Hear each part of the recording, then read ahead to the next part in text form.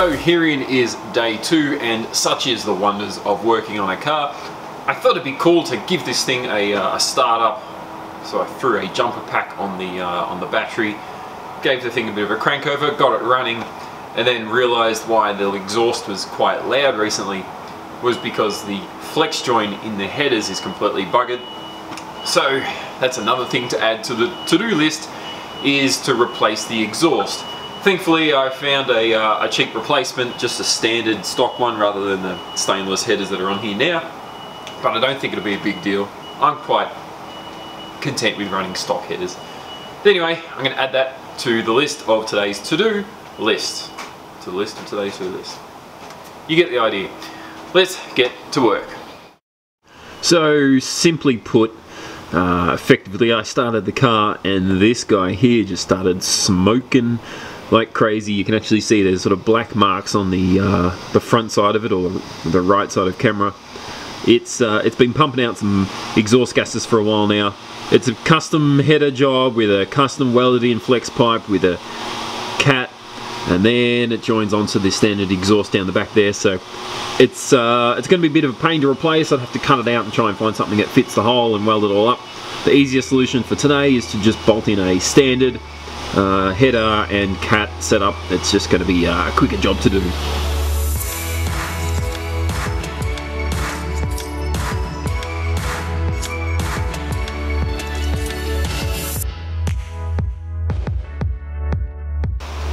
The old headers are now gone.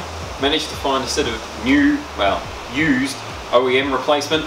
Not as nice as the old tubular headers, but they were kind of past their day and sure they were repairable. I don't really want to wait that long. I just want this thing running, so we're going to go with this for now, and if I need to change it again in the future, so be it. Time to get this all cleaned up and then installed on the car.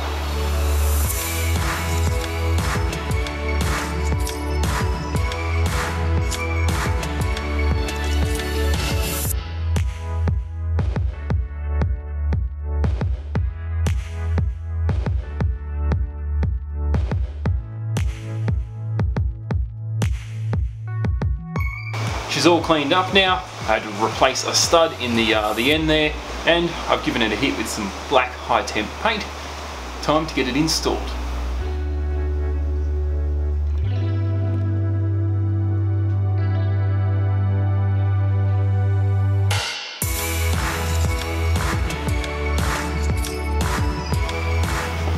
Now, gotta get underneath and do the other half, the not fun half basically.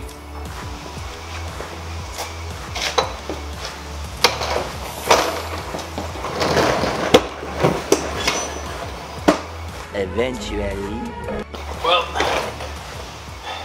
that's the exhaust on the underside done. Not a lot of fun, it's pretty tight near the subframe there. Now I guess we tighten up the top, chuck the heat shield on, and that's another job finished.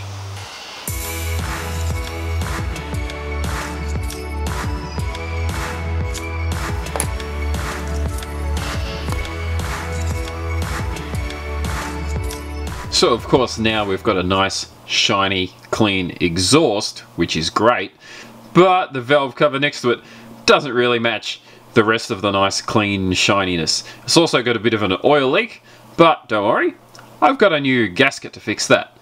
But I think we should pull this thing off and maybe give it a bit of a paint job while we're at it.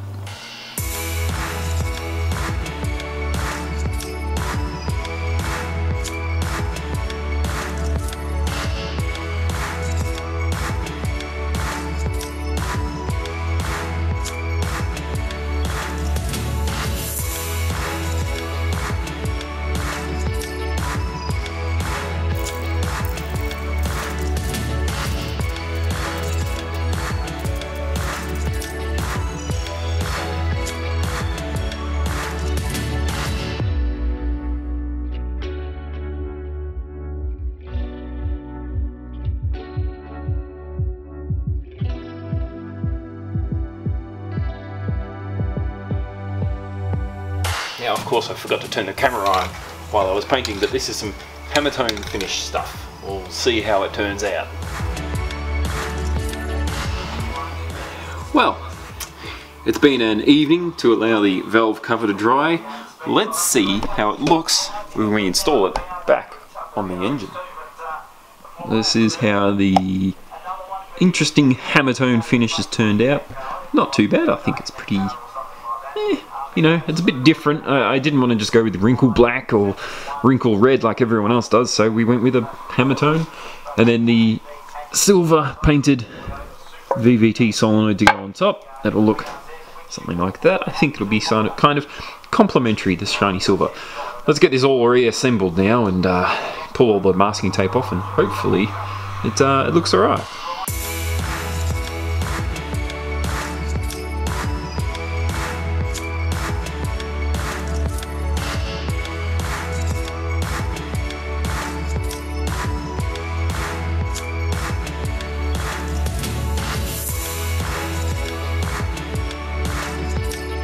Before I bolt it all down, I think I'll open up one of my engine dress-up kits and install some nice stainless bolts rather than the OEM stuff. Not that the OEM stuff isn't, well, not that it doesn't work or that it doesn't look alright, but this just looks better.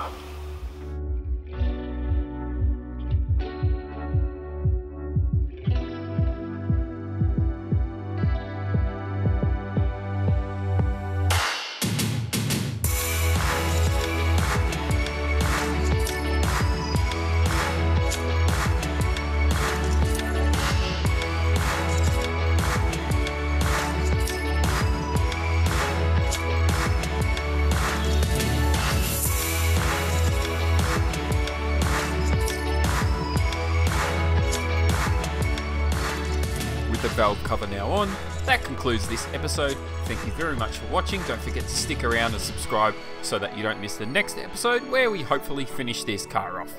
Thanks for watching, we'll see you next time.